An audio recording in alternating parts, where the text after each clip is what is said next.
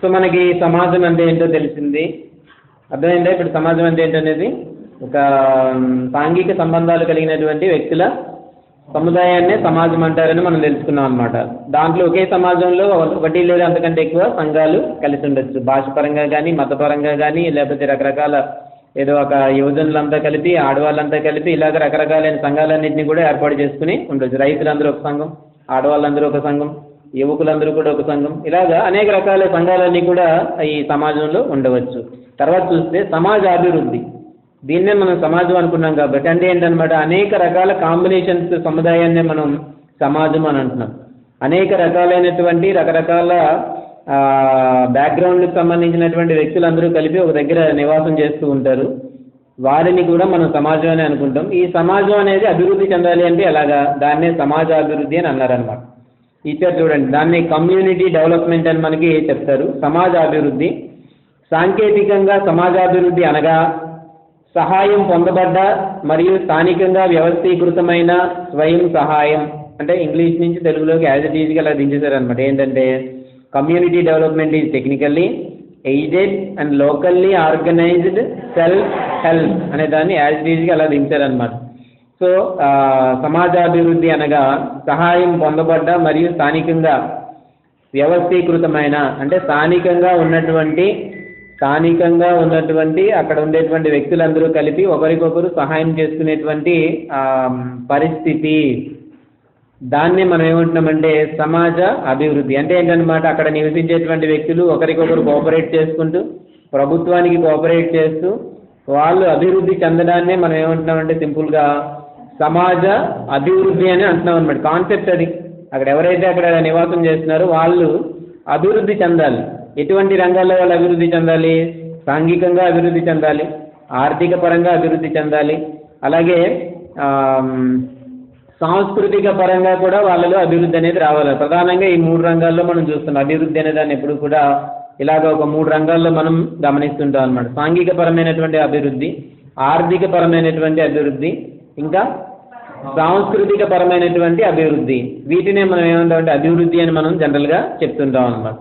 So దీంట్లో మనం చూస్తే సమాజం యొక్క సాంఘిక, సాంస్కృతిక మరియు ఆర్థికోన్నతి కొరకు ప్రజలు వారి కృషిని ప్రభుత్వ సంస్థల కృషితో అండర్లైన్ చేసుకోవాలి. ప్రభుత్వ సంస్థల కృషితో ఏకీకృతం చేసి జాతీయ జీవన విధానంలో కలపబడుట ద్వారా వారిని జాతీయ అభివృద్ధికి సహాయపడే విధంగా తయారు చేసే పద్ధతిని సమాజ అభివృద్ధి అని అంటారు. ఇదన్నమాట. అంటే ఏంటి, ఒకరికొకరు సహాయపడడం అదొకటి. సమాజంలో అనేక రకాలైనటువంటి వ్యక్తులు ఉంటాం కాబట్టి సమాజంలో ఉండేటువంటి వారు ఒకరికొకరు సహాయపడటం. సో ఏదైనా పని ఉండేటప్పుడు అందరూ కలగలిపి చేస్తూ ఉండడం. దీంతో పాటుగా వాళ్ళందరూ కూడా ప్రభుత్వం కొన్ని కార్యక్రమాల్ని రూపొందిస్తుంటుంది, కొన్ని అభివృద్ధి పథకాలు రూపొందిస్తుంటుంది. సో ఏ పథకాలు అయితే ప్రభుత్వం రూపొందిస్తుందో ఆ పథకాలన్నింటినీ కూడా జాగ్రత్తగా ఫాలో అవుతూ వాటిలో వీళ్ళందరూ ఎవరికెవరు కోఆపరేట్ చేసుకోవాలి అలా కోఆపరేట్ చేసుకుని ఉండేటట్టయితే వాళ్ళలో సాంఘిక పరమైన, ఆర్థిక పరమైన, సాంస్కృతిక పరమైనటువంటి అభివృద్ధి అనేది కలుగుతుంది. సో ఇలాగా ఉండేదాన్ని మనకి ఏమంటారంటే సమాజ అభివృద్ధి అని అంటాము. ఇలాగ సమాజం అభివృద్ధి చెందడం ద్వారా మనకి జరిగేటువంటి ఉపయోగం మరొకటి ఏంటంటే జాతీయ అభివృద్ధికి అది ఉపయోగపడుతుంది. అర్థమవుతుందా? సమాజం అభివృద్ధి చెందడం. సో దాని ద్వారా అన్ని రకాల సమాజాలు, ఇప్పుడు నెల్లిపరుతులు ఉండే సమాజం అభివృద్ధి చెందింది, సాలూరులో ఉండేటువంటి సమాజం అభివృద్ధి చెందింది, పక్కనే ఉండేటువంటి ఊర్లో సమాజం బాగా అభివృద్ధి చెందింది, అలా అనుకున్నాం అనుకోండి. అంటే దీని ఓవరాల్గా ఏమవుతుంది అనమాట, జాతికి ఉపయోగం, జాతీయ అభివృద్ధి అని అంటారనమాట. సో అన్ని రకాల గ్రామాల్లోనూ ఎక్కడ చూసినా సరే అభివృద్ధి ఉంది. స్వయం సమృద్ధి సాధించే గ్రామాల్లో ఉండే ప్రజలందరూ కూడా ఎవరు చేయాల్సినటువంటి పనుల కంటే వాళ్ళు ఇంకా ఎక్కువ ఇంట్రెస్ట్ పే చేసి పనులన్నీ చేస్తున్నారు. గ్రామాలు చూస్తే అర్థంలాగా ఉంటున్నాయి. ఎక్కడ ఒక పారిశుధ్యం సమస్య లేదు, ఎక్కడ కూడా ఎలాంటి సమస్యలు లేవు, అన్నీ చక్కగా జరుగుతున్నాయి. గ్రామస్తులందరి మధ్యలో కూడా సరైనటువంటి కోఆపరేషన్ ఉంది. అధికారం కోసం కొట్లాటలు లేవు, ఎవరు ఒకరి మీద ఒకటి పడి దాడి చేసుకోవడాలు లేవు, ఫ్యాక్షన్ గొడవలు లేవు. ఏదైనా సరే అందరూ కలగలిపి ఈ పని మనం అందరూ చేయాలనుకుంటే అందరూ కలిపి చేసుకుంటారు అనుకోండి. సో అప్పుడు ఏమవుతుంది, ఆ సమాజం బాగా అభివృద్ధి చెందింది అని అంటాం అన్నమాట. సో ఇలాగ సమాజాలన్నీ, ఎక్కువ సమాజాలు ఇలాగ అభివృద్ధి చెందాయంటే దాని అర్థం ఏంటనమాట, జాతి కూడా అభివృద్ధి చెందిన అర్థం. జనరల్గా మనకు ఉండేటువంటిది ఏమని చెప్పారు, ఏదైనా ఏ సమాజానికైనా లేకపోతే భారతదేశాన్ని మనం తీసుకునేటట్టయితే భారతదేశానికి గ్రామాలే పట్టుగమ్మలు అని చెప్పారనమాట. గ్రామాలే, సిటీల్లో ఏం లేదు.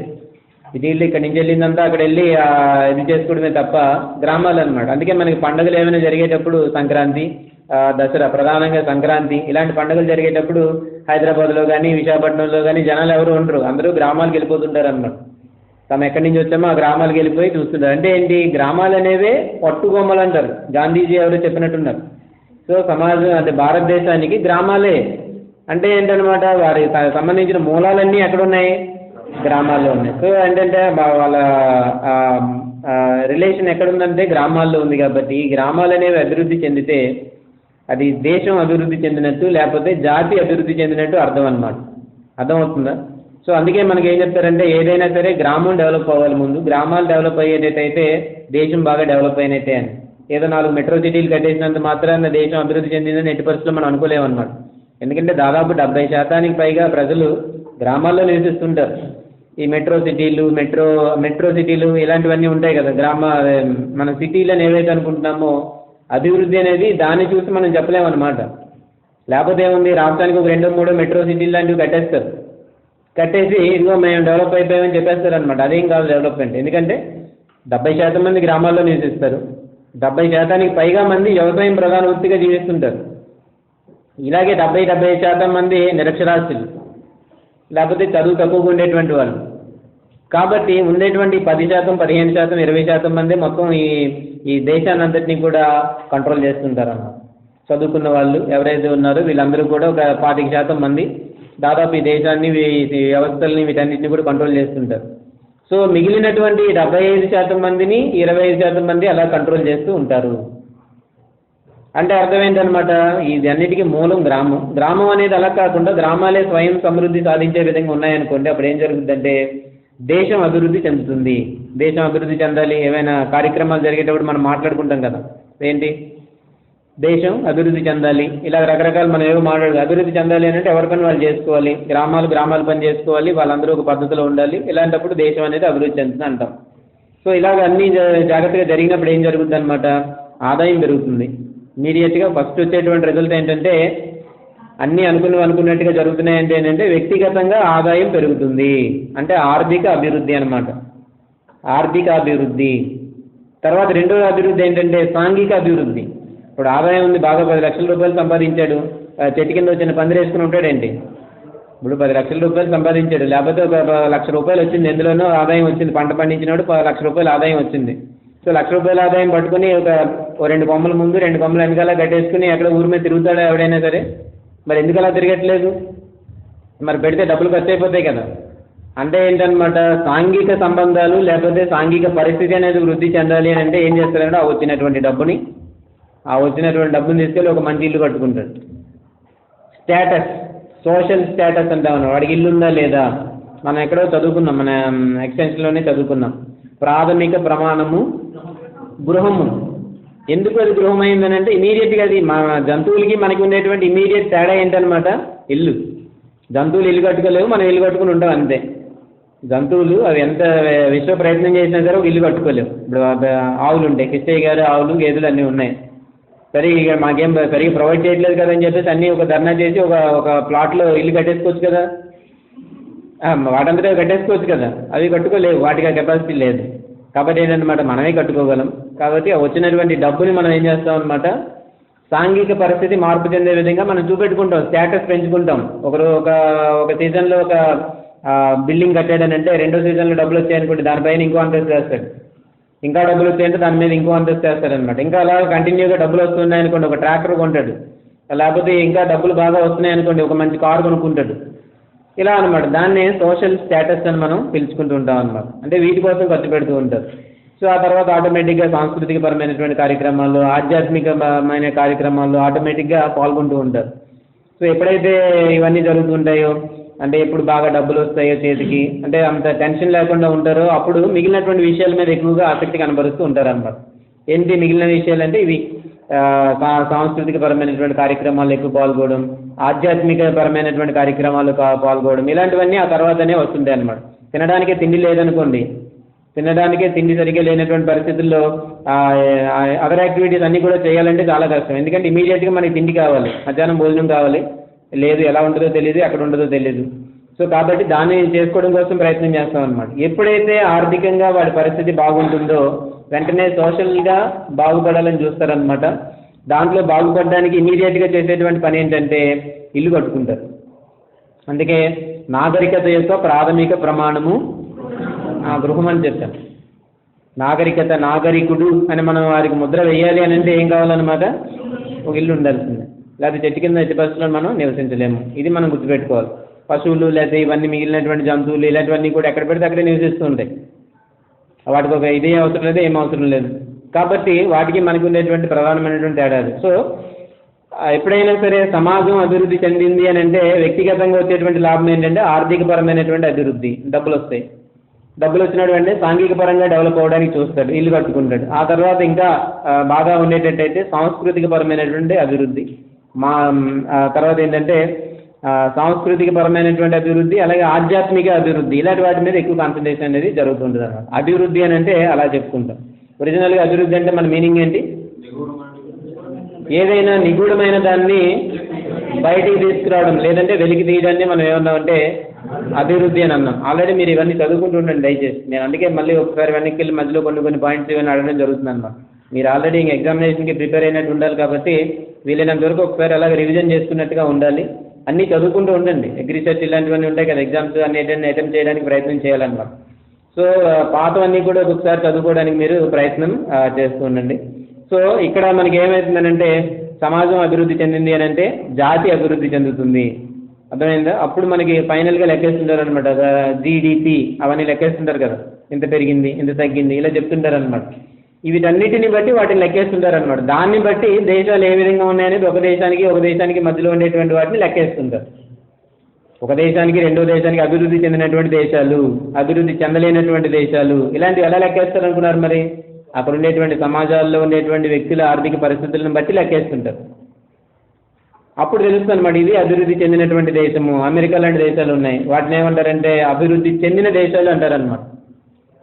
మన దేశాల్లో ఉన్నాయి అభివృద్ధి చెందుతున్న దేశాలు అంటారనమాట. అలాగే వెనక ఉండేటువంటి దేశాలు చాలా ఉంటాయి. అసలు కనీసం తినడానికి తిండి లేకుండా ఉండేటువంటి దేశాలు మనం ఎప్పుడూ చెప్పుకున్నాం. చాలా దేశాలు ఉన్నాయి. ఆఫ్రికన్ కంట్రీస్లో చాలా దేశాల్లో అక్కడ ఉండేటువంటి వాళ్ళు తినడానికి తిండి లేదనమాట. ఎవరైనా వెళ్తే వాళ్ళ మీద దాడి చేసి మరీ వాళ్ళ దగ్గర ఉండేటువంటివన్నీ తీసుకుని తినేస్తూ ఉంటారు. అలాంటి ప్రదేశాలు చాలా ఉన్నాయి. సో అవి అభివృద్ధి చెందలేనటువంటి దేశాలు, ఇంకా అవి బాగా అట్టడుగు స్థాయిలో ఉండేటువంటి దేశాలు చాలా మనకి ఉన్నాయన్నమాట. సో ఇలాగ ఈ గ్రేడింగ్ అనేది ఎలా ఇస్తారు? మన సమాజాల యొక్క పరిస్థితిని బట్టి గ్రేడింగ్ అంతా కూడా ఇవ్వడం జరుగుతుంది. సమాజం అభివృద్ధి చెందిందంటే దేశం అభివృద్ధి చెందుతుంది. సో వాటన్నిటిని ఫైనల్గా ఈ జీడిపి రూపంలోను ఇంకా కొన్ని లెక్కలు ఉంటాయి, వాటి రూపంలోనూ లెక్కేస్తారనమాట. సో దీన్ని బట్టి అభివృద్ధిని లెక్కేస్తారు. అభివృద్ధిని బట్టి మిగతా దేశాలతో కంపారిజన్ చేస్తుంటారు. మిగతా దేశాల కంటే మన దేశం వెనకబడి ఉందా, లేకపోతే ముందుకెళ్ళిపోతుందా, లేకపోతే ఎలా ఉంది, అభివృద్ధి చెందిందా చెందలేదా అనేది లెక్కేస్తుంటారు అనమాట. ఇది ఓవరాల్గా మనకి ఏంటంటే సమాజం యొక్క అభివృద్ధి అసలు ఏంటి అనేది. సో రెండు ప్రధానమైన విషయాలు మనం చూసాం. ఏంటంటే సమాజం అంటే ఏంటి అనేది తెలుసుకున్నాం, అలాగే సమాజం యొక్క అభివృద్ధి అని అంటే ఏంటో కూడా తెలుసుకున్నాం అనమాట. సమాజంలో ఉండేటువంటి వ్యక్తులందరూ కూడా అన్ని రకాలుగాను వాళ్ళకి సంబంధించినటువంటి అన్ని రకాలుగాను వాళ్ళ అభివృద్ధి చెందడాన్ని మనం సమాజ అభివృద్ధి అని అంటాం. ఈ అభివృద్ధి చెందడం అనేది స్వయం సమృద్ధిగా జరగాలి, స్వయంగా జరగాలి. ఎవరికి వాళ్ళు కోఆపరేట్ చేసుకోవాలి. గ్రామంలో ఒక దగ్గర ఉండేటువంటి వాళ్ళందరూ కూడా కోఆపరేట్ చేసుకోవాలి. అందరూ అన్ని పనుల్లోనూ పార్టిసిపేట్ చేయాలి. అటువంటి అప్పుడు దాన్నే మనకి ఇక్కడ ఇచ్చారనమాట, ఆర్గనైజ్డ్ సెల్ఫ్ హెల్ప్ అని. ఆర్గనైజ్డ్ సెల్ఫ్ హెల్ప్ అంటే వ్యక్తిగతంగా ఒకరికొకరు సహాయం చేసుకోవడం ఆర్గనైజ్డ్గా. అదే గ్రామం యొక్క ప్రధానమైనటువంటి ఉద్దేశం అన్నమాట. సో ఈ విధంగా సమాజం అభివృద్ధి చెందితే జాతి అభివృద్ధి చెందుతుంది. జాతి అభివృద్ధి చెందితే మిగిలిన దేశాలతో మనం వాటిని పోల్చుకోవచ్చు. అప్పుడు దీని పరిస్థితి ఏంటనేది తెలుస్తుంది. సో దీనివల్ల ఉపయోగం ఏంటి? ఇప్పుడు ఈ కంపారిజన్ చేసుకోవడం వల్ల ఉపయోగం ఏంటనేది కూడా మనం ఆలోచించాలి. కంపారిజన్ చేసుకోవడం ద్వారా ఏంటంటే అనేక రకాలైనటువంటి ఇతర దేశాలకు సంబంధించిన కంపెనీలు ఇలాంటి వాళ్ళందరూ కూడా మన దేశాల్లో పెట్టుబడులు పెట్టడానికి ముందుకు వస్తారనమాట. సపోజ్ ఏదో ఒక దేశంలో ఇప్పుడు ఆఫ్రికన్ కంట్రీస్లోనో లేకపోతే ఎక్కడో అసలు కనీసం తినడానికే తిండి లేకుండా ఉందనుకోండి, ఎవడో రెడ్మీ నోట్ 4 తయారు చేసే కంపెనీ తీసుకెళ్ళి ఆ దేశంలో పెట్టుకుంటాడు ఎవడైనా. అర్థమవుతుందా? అంటే దేశ పరిస్థితులను బట్టి అక్కడ పెడుతుంటారు. ఇప్పుడు మన రాష్ట్రంలో తయారవుతున్నాయి ఆ ఫోన్లు. రెడ్మీ నోట్ 4లన్నీ కూడా రెడ్మీ ఫోన్లన్నీ కూడా మన రాష్ట్రంలో తయారవుతున్నాయి తెలుసా? ఇప్పుడు రెడ్మీ 4A ఈ మధ్య లేటెస్ట్గా వచ్చినటువంటి మొబైల్ అనమాట, అందరూ వాడుతున్నారు కదా, 6,000 రూపాయలకి వస్తుంది. సో ఈ ఫోన్లు ఎక్కడ తయారవుతున్నాయి అనుకుంటున్నారు? మన రాష్ట్రంలోనే తయారవుతున్నాయి. టెక్నాలజీ వేరు, వాళ్ళన్నీ ప్రొవైడ్ చేసుకుని చైనీస్ కంపెనీస్ ఇవన్నీ కూడా. వాళ్ళందరూ వచ్చి ఎక్కడ పెట్టుబడులు పెట్టారు? మన రాష్ట్రంలో ఫ్యాక్టరీలు కట్టుకొని ఇక్కడే తయారవుతున్నాయి. అందుకే అన్ని మనకి లక్షల లక్షల ఫోన్లు అమ్ముతున్నారు అనమాట. అదే అక్కడి నుంచి వచ్చేటట్టయితే 6,000 రూపాయలకి అమ్మరు. ఇప్పుడు మీకు అదే డైరెక్ట్గా పీస్ చైనా నుంచి వచ్చి ఇక్కడికి అమ్మాలనుకోండి, మీకు 6,000 ఎట్టి పరిస్థితుల్లో రాదు. ఇప్పుడు అన్ని ఫీచర్స్ కలిగినటువంటి ఫోన్ మీకు 6,000 రూపాయలకి ఎందుకు వస్తుంది? లోకల్ మేడ్ అనమాట, ఇక్కడ తయారవుతుంది. అక్కడ వాళ్ళకి సంబంధించినటువంటి టెక్నాలజీ అంతా పెట్టుకుని లోకల్గా తయారవుతుంది. మన విజయవాడలోనో లేదా అమరావతిలోనో ఎక్కడో దాని యూనిట్ ఉందన్నమాట. సో అక్కడ తయారు చేస్తున్నారు ఆ ఫోన్లని. రోజుకి లక్ష ఫోన్లైనా తయారు చేయడానికి వాళ్ళు ప్లాన్స్ చేస్తున్నారు. ప్రతి సెకండ్కి ఒక ఫోన్ తయారవుతుందండి. సో అన్ని ఫోన్లు తయారవుతున్నాయి అనమాట. అందువల్ల ఏంటి, నీకు 6,000 రూపాయలకి ఇస్తున్నారు. ఇప్పుడు అన్ని ఫీచర్స్ ఉండేటువంటి ఫోన్ కనీసం 15,000-20,000 రూపాయలు ఉంటుంది అనమాట. జనరల్గా చెప్పాలంటే 15,000-20,000 రూపాయలు ఖరీదు ఉండాలి. అలాంటిది మనకి ఎంతకి ఇస్తున్నారు ఇప్పుడు తెలుసా? అది మీకు ఆఫర్ తెలుసా? రెడ్మీ 4A అని ఒక మోడల్ దించారనమాట. దాని ఖరీదు 6,000 రూపాయలు. అసలు దాని స్పెసిఫికేషన్ చూస్తే మనం 6,000 రూపాయలకి ఎలాగ ఇస్తున్నాడురా అని అనుకుంటాం. ఎలా ఇస్తున్నాడు? మన రాష్ట్రంలోనే తయారవుతున్నాయి ఫోన్లన్నీ. ఎక్కడ తయారవుతున్నాయి? మన రాష్ట్రంలో తయారవుతున్నాయి. సో దానికి చాలా రకాలైనటువంటి ట్యాక్స్లు ఇలాంటివన్నీ కూడా ఉండవు. కాబట్టి వాడు 6,000 రూపాయలకి మనకి 12,000 అయినా సరే అది ఇవ్వలేము.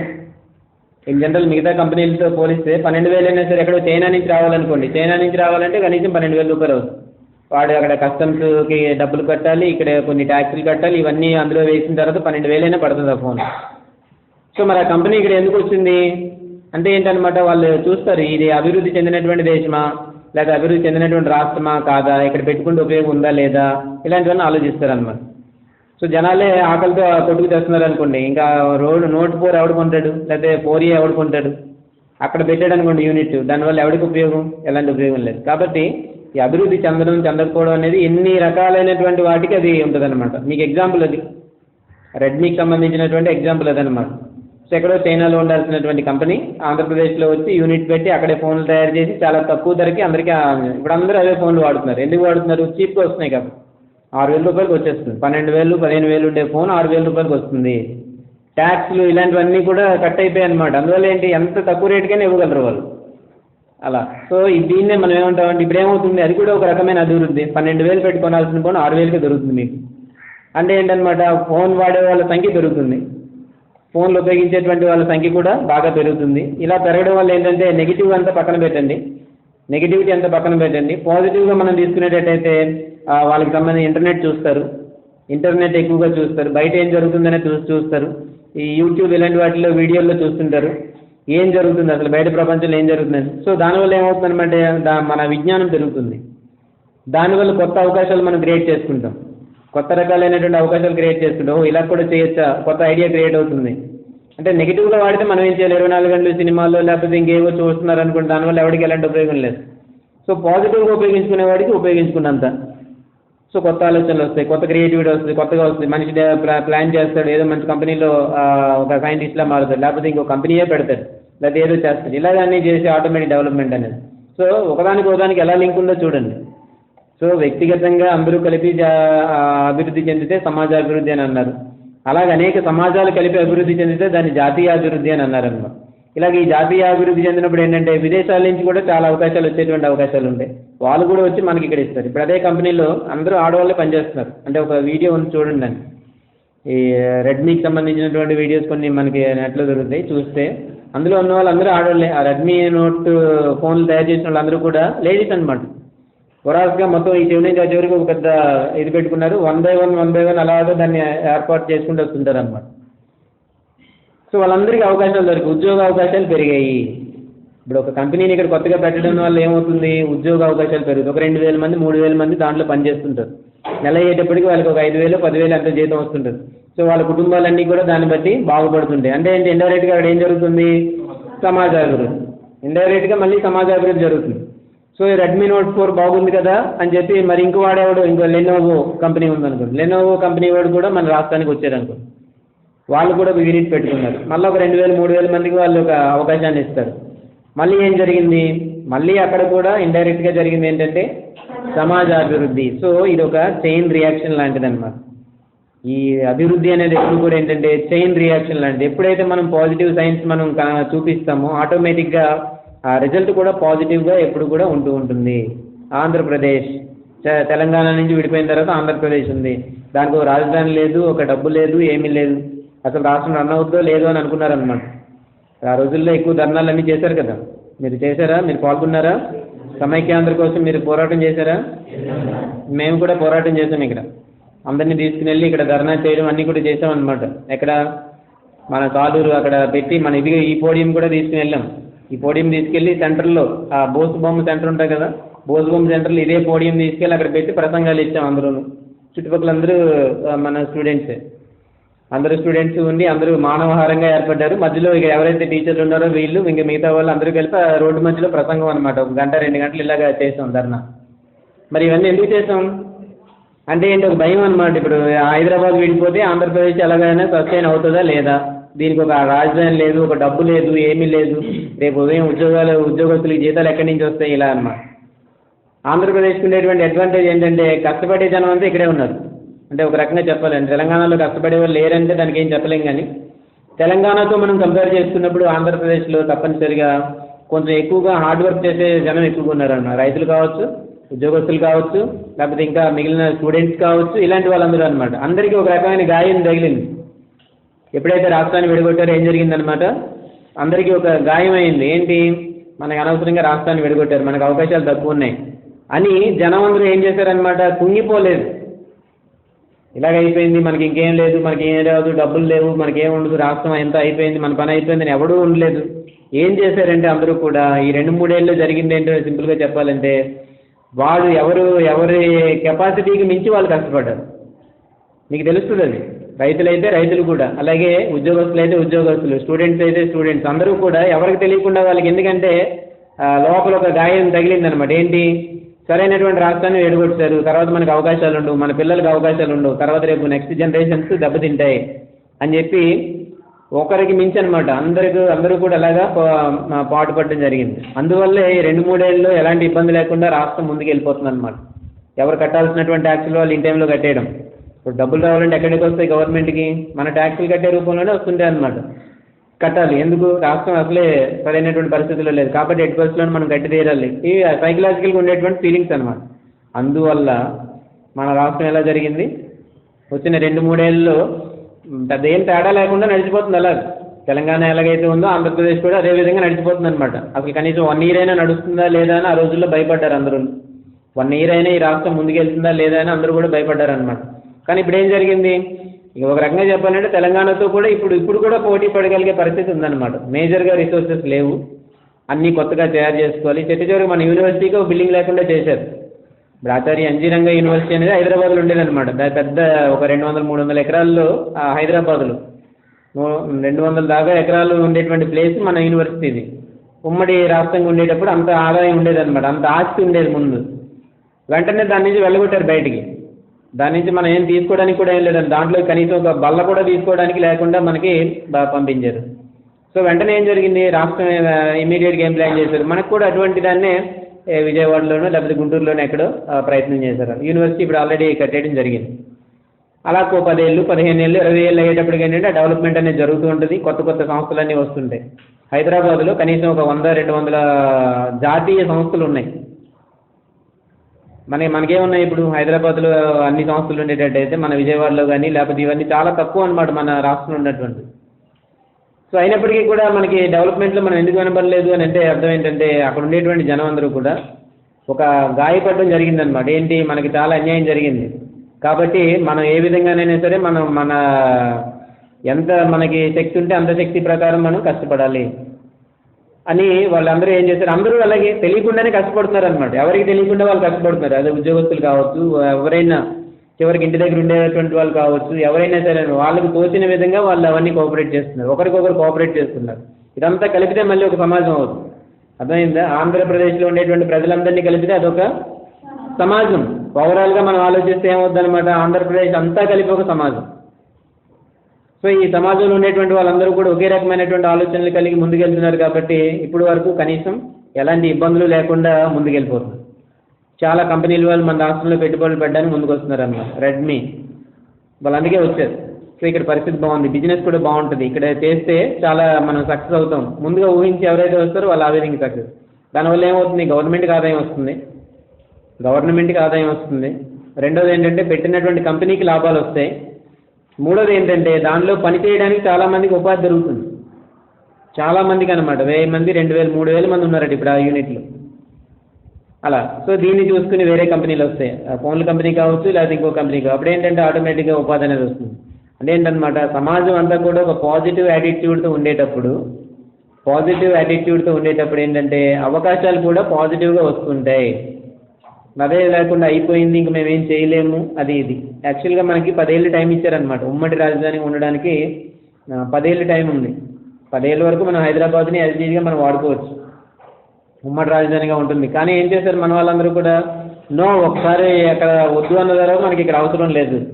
మన అసెంబ్లీ మనకు కట్టారు, మనకు సంబంధించిన సంస్థలన్నీ మనకి ఎక్కడ 2-3 ఏళ్ళలోనే ఇవన్నీ చేసేస్తున్నారనమాట. 10 ఏళ్ళ వరకు చట్టపరంగా మనకి ఇంకా హైదరాబాద్ మీద ఇంకా మనకి హక్కు ఉంది. కానీ ఏం చేస్తున్నారనమాట, ఆల్రెడీ ఇప్పటికే అన్ని రకరకాలవన్నీ కూడా చేశారు. ఒక అసెంబ్లీ సొంతంగా కట్టించారు, ఆ ల్యాండ్ పూలింగ్ చేసి ఎంతో కొంత రాజధాని నిర్మాణం అంతా చేపట్టారు. అవుతుంది 10 ఏళ్ళు 15 ఏళ్ళు 20 ఏళ్ళు 25 ఏళ్ళు అవుతుంది. 25 ఏళ్ళు అయ్యేటప్పటికి మళ్ళీ ఇది ఒక పెద్ద సెంటర్ లాగా తయారవుద్ది అనమాట. అంటే 25 ఏళ్ళు అంటే మీరు బాగా ముసలోళ్ళు అవుతుంటారు, ఒక మీరు 40-50 ఏళ్ళు అలా వచ్చేస్తుంటాయి అనమాట. మీ పిల్లలు దాని తాలూకు ఫలాలు పొందుతుంటారు అనమాట. అర్థమైందా? సమాజం అనేది పాజిటివ్గా ఉంటే ఎలాంటి సైన్స్ వస్తాయి అనేది నేను చెప్పాను. జాతీయ అభివృద్ధి ఆ విధంగా ఎలా జరుగుతుంది, జాతీయ అభివృద్ధి జరుగుతుంది. ఇండియా తాలూకు ఆ లెక్కలన్నీ పెరుగుతుంటాయి అన్నమాట. జనం బాగా చదువుతున్నారు, బాగా కష్టపడుతున్నారు, బాగా సంపాదిస్తున్నారు, బాగా ఎంజాయ్ చేస్తున్నారు, బాగా ఆనందంగా ఉన్నారు. దీన్నే అంటారు అనమాట. దానికి ఒక లెక్కలు కూడా ఉన్నాయన్నమాట. ప్రపంచంలో అత్యంత ఆనందంగా ఉండే దేశం ఏది, దాంట్లో ఉండేటువంటివి ఏవి, అత్యంత సంపన్నమైనటువంటి దేశం ఏది, అలాగా కొన్ని లెక్కలు ఇలాంటివన్నీ తీస్తుంటారు. అలాంటప్పుడు ఇవన్నీ వస్తుంటాయి అన్నమాట. దాన్ని బట్టి చాలా రకాలైనటువంటి అవకాశాలన్నీ కూడా పెరుగుతూ ఉంటాయి. అర్థమైందా? సో ఇది మన చుట్టూ ఉండేటువంటి సమాజం గురించి, మన రాష్ట్రం గురించి, వీటన్నిటి గురించి తెలుసుకోవాలంటే ఇన్ని విషయాలు ఉంటాయన్నమాట. కాబట్టి ఇవన్నీ మీకు అర్థం కావాలనే ఉద్దేశంతో ఇవన్నీ చెప్పుకోవడం జరిగింది. మన సబ్జెక్ట్ పరంగా అయితే ఇంత మనం మాట్లాడుకోవడం అవసరం లేదు. కానీ ఏంటంటే మనం ఎక్కడున్నాము, ఏంటి సంగతి, మన పరిస్థితి ఏంటి, మనకు కొంత బాధ్యత అనేది పెరగాలి. ఎవడో మనం చేస్తే ఎవడో ఒక డెవలప్ అవ్వడం ఏంటనేది దురాలోచన. మనం అందరూ కలిపితే ఎవడో వేరే వాడు డెవలప్ అవ్వడం ఏంటంటే అది దురాలోచన అనమాట. మనము డెవలప్ అవ్వాలి, పక్కనున్న వాడు కూడా డెవలప్ అవ్వాలనేటువంటి ఆలోచనలు ఎప్పుడు ఉంది. అప్పుడే సమాజం అనేది అభివృద్ధి చెందుతుంది అనమాట. మనం ఎలాగైనా సరే అవతల వాడిని అణగదొక్కడానికే ప్రయత్నం చేస్తుంటారు. 80%, 80% మంది ఏం చేస్తారో తెలుసా, వ్యక్తిగతంగా డెవలప్ అవ్వడానికి ప్రయత్నం చేయరు, ఎదుటి వాడితో కంపారిజన్ చేసుకుంటుంటారనమాట. లేటెస్ట్గా కొన్ని వీడియోస్ కూడా దాని మీద వాట్సాప్లో తిరుగుతున్నాయి అన్నమాట. కంపారిజన్ అనేది ఎప్పుడైతే వచ్చిందో మనకి ఎట్టి పరిస్థితుల్లోనూ ఒక అంగుళం కూడా మనం డెవలప్ అవ్వలేమని చెప్తున్నారనమాట. మిగిలిన వాడితో ఎప్పుడైతే మనం కంపారిజన్ చేస్తున్నామో, వాడు అలా ఉన్నాడు, నేను ఇంకా వెనకబడే ఉన్నాను అది ఇంకా వెనకబాటుకే గురి చేస్తుంది తప్ప కంపారిజన్ అనేది కొన్ని సందర్భాల్లో అవసరం అనమాట. సో మనం ఆ విధంగా మనం తయారవ్వాలి. ఒక టార్గెట్ పెట్టుకోండి. టార్గెట్ ఎంత ఉందండి, కంపారిజన్ చేసుకున్నామంటే నాశనం అయిపోయామని అర్థం అన్నమాట. నేను డిప్లొమా అయితే చదివాను, వాడు కూడా అదే చెప్పాడు, నేను అదే క్లాసులకి అటెండ్ అయ్యాను, అవతల వాడు కూడా అదే క్లాసులకి అటెండ్ అయ్యాడు, వాడికి 9.5 వచ్చింది, నాకేమో 7.5 వచ్చింది ఏంటి, ఇదంతా ఏదో కుట్ర జరిగిందంటే దానికి ఎవడేం చెప్పగలరు. కృషి చేస్తే ఆటోమేటిక్గా అవన్నీ కూడా జరుగుతుంటాయి అన్నమాట. లేకపోతే లేదు. వ్యక్తిగతంగా అభివృద్ధి ఎలా జరుగుతుంది, ఇలాగే జరుగుతుంది. కష్టపడి చదివితే వ్యక్తిగతంగా అభివృద్ధి జరుగుతుంది. వాళ్ళు ఏం చేయాలి, మిగిలిన వాళ్ళు కూడా డెవలప్ అయ్యే విధంగా వాళ్ళు కొంత కోఆపరేట్ చేయాలి. సో ఒకటే టార్గెట్ ఏంటన్నమాట, మనం డెవలప్ అవ్వాలి వ్యక్తిగతంగా, దాంతోపాటు మన చుట్టూ ఉన్న వాళ్ళు కూడా డెవలప్ అవ్వడానికి మన వంతు కృషి మనం చేయాలన్నమాట. అంతే తప్ప కావాలని వెళ్ళి మళ్ళీ కలపకూడదు. అది కూడా ఉంది ఇక్కడ. మన అన్నీ కూడా మనం వెనక పెట్టేసి నీకు మంచి చేస్తాను అది చేస్తానని చేయడం కూడా ఈ రోజుల్లో ఎట్టి పరిస్థితుల్లో మంచిది కాదు. ఎవరైనా సహాయం అడిగినప్పుడు తప్పనిసరిగా మనం సహాయం చేయాలి. అప్పుడు ఆటోమేటిక్గా సమాజం అభివృద్ధి చెందుతుంది, సమాజాన్ని బట్టి జాతి అభివృద్ధి చెందుతుంది అన్నమాట. అంతే. దేశభక్తుడు అని అంటుంటారు కదా, జనగణమన పాటగానే ఏం చేస్తుంటారు, స్ట్రైట్గా లేచి నిలబడుతుంటారు. సినిమాలు వేయడానికంటే ముందు ఏం వేస్తున్నారు, జనగణమన వేసేటప్పుడు అందరూ ఏం చేస్తారు, ఆటోమేటిక్గా లేచి నిలబడిపోతుంది మనకు తెలియకుండానే. అంటే ఏంటన్నమాట, మన మైండ్లో ఒక రకమైనటువంటి దేశభక్తి ఉంటుంది. మన మైండ్లో ఏముంటుంది, దేశం మీద ఒక రకమైనటువంటి భక్తి ఉంటుంది అనమాట. ఊరికే జనగణమన వేసినప్పుడే జస్ట్ అలా లేచి నిలబడి ఇవన్నీ చేసే కంటే నిలబడాలి, ఓకే, తప్పదు. మనం చేయాల్సినటువంటి ఒరిజినల్ భక్తి ఏంటంటే ఇదన్నమాట. మనం పెరిగినట్టు చూసుకోవాలి, మన చుట్టూ పెరిగిన వాడు చూసుకోవాలి, తద్వారా సమాజం అభివృద్ధి చెందినట్టు చేయాలి, సమాజాన్ని బట్టి జాతి అభివృద్ధి చెందినట్టు చేయాలి. అప్పుడు జాతి నెంబర్ 1 స్థాయికి వెళ్తుంది అనమాట. అర్థమైందండి?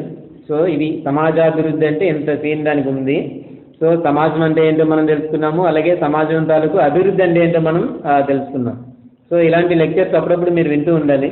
అప్పుడు మన మైండ్ కొంచెం విశాలం అవడానికి ప్రయత్నం చేస్తాం మరి. లేకపోతే ఇలాగే 4 క్లాస్ రూమ్ల మధ్యలోనో, లేకపోతే మనం ఏదైతే లిమిట్స్ మనం గీసుకుంటామో ఆ మధ్యలోనూ మనం ఉండిపోతాం. అర్థమైందా? సో ఎంతో స్వార్థం ప్రవేశిస్తుంటుంది అనమాట. స్వార్థం ఎక్కువ. నేను చెప్పాను కదా, 80% ఏంటంటే స్వార్థంతో ముందుకెళ్తుంటాం. అందరూ కనుక ఆంధ్రప్రదేశ్లో ఉండేటువంటి వాళ్ళందరూ కనుక ఆ విధంగా స్వార్థ బుద్ధితోనే వెళ్ళుండేటట్టయితే రాష్ట్రం ఈ పాటికి మొక్కలైపోయి ఉండేది. లేకపోతే కనీసం ఉద్యోగస్తులకు జీతాలు ఇచ్చే స్థాయిలో కూడా ఉండేది కాదు. ఎవరికి వాళ్ళు కష్టపడ్డారనమాట. వాళ్ళకి సంబంధించినటువంటి రంగాల్లో స్టూడెంట్స్ అయితే స్టూడెంట్స్, మనకు అవకాశాలు లేవు కాబట్టి గట్టిగా చదవాలి. అలాగే ఉద్యోగస్తులు మనం బాగా ఎక్కువ కష్టపడాలి. ఎక్కడెక్కడో హైదరాబాద్ నుంచి తీసుకొచ్చి అమరావతిలో వేశారనమాట. వాళ్ళకి ఉండడానికి ఫెసిలిటీస్ లేవు, ఏమి లేవు, అయినా సరే నేను కష్టపడతామని. అలాగే ఉద్యోగస్తులు వాళ్ళకి కొన్ని సందర్భాల్లో ఏమైనా ప్రాబ్లం వచ్చినా వాళ్ళు తట్టుకుని వాళ్ళు నిలబడ్డారు.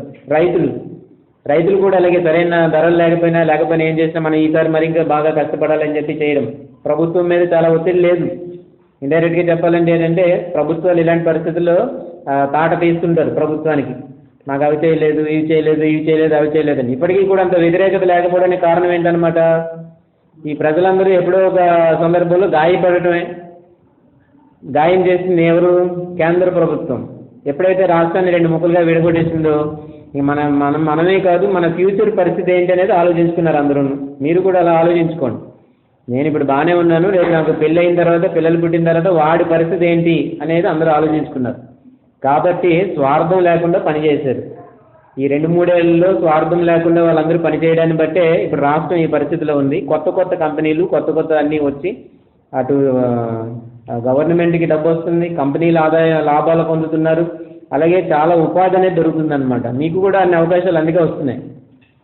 మీకు ఇప్పుడు డిప్లొమా చదివిన వాళ్ళందరికీ కూడా అన్ని అవకాశాలు అందుకే వస్తున్నాయి అనమాట. అనేక కంపెనీలు వస్తున్నాయి, అగ్రికల్చర్కి సంబంధించిన అనేక కంపెనీలు వస్తున్నాయి.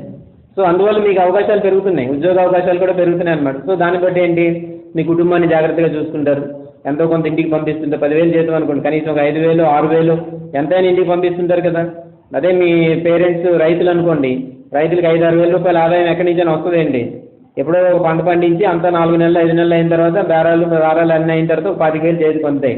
25,000 రూపాయలు 6 నెలలు వేసుకోండి, ఎంత అవుతుంది అప్పుడు? 25,000 రూపాయల ఆదాయం వచ్చిందండి. 6 నెలలు కష్టపడితే వచ్చిన ఆదాయం అది. నెలకి ఎంత అనమాట? నెలకి 4,000. మీ మెస్ బిల్ అంతా, లేకపోతే మీ నెలకి మీకు పెట్టినటువంటి ఖర్చు అంత ఆదాయం వస్తుంది. ఏంటి మరి ఇంకా జనాలు డెవలప్మెంట్ ఏం చెందుతారు? అదే మీరు చక్కగా మంచి ఉద్యోగం చేసి ఒక 10,000 రూపాయలు ఉద్యోగం చేసుకుని మీరు తీసుకుని వెళ్ళి నెలకు ఒక 5,000 6,000 ఇంటికి పంపుతున్నారు అనుకోండి, వాళ్ళు ఆర్థిక పరంగా లేకపోతే సాంఘిక పరంగా డెవలప్ అవుతారు. ముందు చుట్టుపక్కల ఉండేటువంటి అప్పులన్నీ ముందు తీర్చుకుంటారు. అప్పులన్నీ తీర్చేసిన తర్వాత ఆ తర్వాత కూడా ఇంకా మీరు ఇలాగే కంటిన్యూగా పెంచుతున్నారు. 5,000 ఇచ్చేది 10,000 ఇస్తున్నారు అనుకోండి, ఏం చేస్తారు? మెల్లిగా అవన్నీ చేసి చుట్టుపక్కల ఉండేటువంటి ఏదైనా ఒక మంచి స్థలం కొనుక్కుంటారు, లేకపోతే ఒక చిన్న ఇల్లు కట్టుకోవడానికి ప్రయత్నం చేస్తుంటారు. అర్థమైందా? దాన్నే మనం ఏమంటామంటే అభివృద్ధి అని అంటాం. మీకు లింక్ చేసి చెప్తే మీకు అర్థమవుతుందని నేను అలా చెప్తున్నాను. దాన్ని అభివృద్ధి అంటాం అనమాట. చక్కగా మీరు ఇల్లు కట్టుకున్నారు, మీకు ఇంతవరకు ఒక ఇల్లు కూడా లేదు, ఏదో ఒక అద్దె ఇంట్లోనే అక్కడ ఉంటున్నారు. అలాంటిది మీరు ఒక 1 year 2 years ఉద్యోగం చేసిన తర్వాత చక్కగా మీరు ఒక ఇల్లు కట్టుకున్నారు అనుకోండి, దాన్ని మనం ఏమంటామంటే డెవలప్మెంట్ అంటాం, అభివృద్ధి అని అంటాం అన్నమాట. సో నాగరికత యొక్క ప్రాథమిక ప్రమాణం ఏంటి? గృహం. ఒక ఇల్లు కట్టుకున్నారు మీరు, సో అదనమాట. అప్పుడు మీ స్టేటస్ అనేది పెరుగుతుంది. కొన్ని రోజులు అవుతాయి, ఇంకా కొద్దిగా తేలిన తర్వాత కొంచెం పెద్ద ఇల్లు కట్టుకుంటారు, ఇంకా వెళ్ళిన తర్వాత ఒక కారు కొంటారు, లేదా ఒక ఏదో కొంటుంటారు, సమాజంలో ఒక గుర్తింపు సంపాదించుకుంటారు, ఒక 25 ఎకరాల పొలం కొంటారు, స్థిరాస్తి. సో అప్పుడు దాన్ని బట్టి మిమ్మల్ని లెక్కేస్తుంటారు, ఫలానా ఇలాగా. అర్థమైందా? సో దీన్నే మనం ఏమంటాం అనమాట, సమాజ అభివృద్ధి అని అంటాం. సమాజ అభివృద్ధి, వ్యక్తిగతమైనటువంటి అభివృద్ధి అని అంటాం అన్నమాట. సో ఇన్ని విషయాలు దాంట్లో మనకు ఉంటాయి. సో ఎక్కువైపోయినా సరే, అంటే ఎక్కువగా చెప్పామనుకున్నా ఏమి ఇబ్బంది లేదు, కానీ ఇలాంటి విషయాలు జాగ్రత్తగా వినడానికి ప్రయత్నం చేస్తుందండి. ఇవన్నీ కూడా మనకి వీడియో రూపంలో ఉంటాయి కాబట్టి ఒకవేళ ఇప్పుడు మనకి అంత గ్రహించేటువంటి శక్తి మీకు అప్పుడు లేకపోయినా తర్వాత అయినా సరే వీటిని చూసి కొంత మోటివేట్ అవుతారనేటువంటి ఉద్దేశంతో ఈ విషయాలన్నీ కూడా ఇప్పుడు చెప్పడం జరుగుతుంది అనమాట. ఇది ఇక్కడితో అయిపోయింది ఏం కాదు. మన ఊరికే లెక్చర్ చెప్పేసాను వెళ్ళిపోయాను అనుకోండి, దాన్ని ఊరికే గోడల్లో విన్నట్టే, మీకేం వినలేదు. సో ఇన్ని చెప్పడంలో ఉద్దేశం కూడా ఏంటంటే తర్వాత ఎప్పుడైనా సరే మీకు ఇది ఉపయోగపడవచ్చు అనమాట. తర్వాత నేను చెప్పడానికి నాకు ఇలాంటి అవకాశం రాకపోవచ్చు, వినడానికి మీకు ఇలాంటి అవకాశం రాకపోవచ్చు. కాబట్టి ఈ అవకాశాన్ని నేను ఇలాగే ఉపయోగించుకుంటున్నాను. అర్థమైందా? ఇప్పుడు చనిపోయినంత వరకు దీంట్లోనే ఇలాగ టీచింగ్లోనే ఉండిపోతామా అంటే దానికి ఎవడు ఏం చెప్పలేడు. ఎప్పుడు ఏ టైంలో ఎవరు ఎలా మనం మారుతామో చెప్పలేము. ఇంకా ఏదైనా బెటర్ అవకాశాలు లేకపోతే ఇంకేదైనా ఉద్యోగం చేయలేనటువంటి పరిస్థితులు వచ్చాయనుకుంటే అప్పుడు చేయలేము. అప్పుడు ఈ విధంగా చెప్పాలనుకున్నా నేను చెప్పలేను. కాబట్టి అందుకే మీకోసం కావచ్చు, లేకపోతే మీ వచ్చేటువంటి ఫ్యూచర్ తరాల కోసం ఈ మాటలన్నీ ఉపయోగపడతాయనే ఉద్దేశం మీద చెప్పడం జరుగుతుంది అన్నమాట. అర్థమైందా? మరి ఇప్పుడు ఎంటమాలజీ క్లాస్ ఉంటుంది. ఎంటమాలజీలో సమాజం అంటే ఏంటి నేను చెప్పగలను ఏంటి? ఎంటమాలజీ క్లాస్ ఉంటుందండి. దాంట్లో వరిలో వచ్చేటువంటి ప్రశ్నల గురించి నేను చెప్పాలి. దాంట్లో సమాజ అభివృద్ధి అంటే ఇది, మీరందరూ డెవలప్ అవ్వాలి, మీరందరూ అయితే దేశం అభివృద్ధి చెందినట్టు, ఇలాగైతే బోల్డ్ కంపెనీలో ఇక్కడికి వస్తారు, వీళ్ళందరూ కూడా ఇక్కడ పెట్టుబడులు పెడితే మీరు డెవలప్ అయ్యి ఉంటారు, ఇవన్నీ చెప్తే అక్కడ అవుద్ది ఏంటి? అక్కడ ఏం చెప్పాలి? అక్కడ వరిలో ప్రశ్నలు ఏంటి, అవి ఏంటి కారకాలు ఏంటి, గాయపరిచే లక్షణాలు ఏంటి, దానికి ఎలా చేయాలి, ఇవన్నీ మనం అక్కడ మాట్లాడుకోవాలి. అర్థమైందా? సో మీకు సంబంధించింది కాబట్టి ఇక్కడ ఈ విషయాలన్నీ మీకు చెప్పడం జరుగుతుంది. తర్వాత కూడా ఇవి ఉపయోగపడతాయి కాబట్టి చెప్పడం జరిగిందనమాట. ఈ అవకాశాన్ని నేను అలాగా వినియోగించుకుంటున్నాను. ఇబ్బందిగా ఉంది అని అంటే దాన్ని ఎవరు ఏం చేయలేరు. ఇబ్బంది పడినా కూడా మనం ఏం చేయలేం. సో తర్వాత మీకే ఇవన్నీ ఎప్పుడోకప్పుడు ఉపయోగపడతాయి అన్నమాట. Okay, thank you.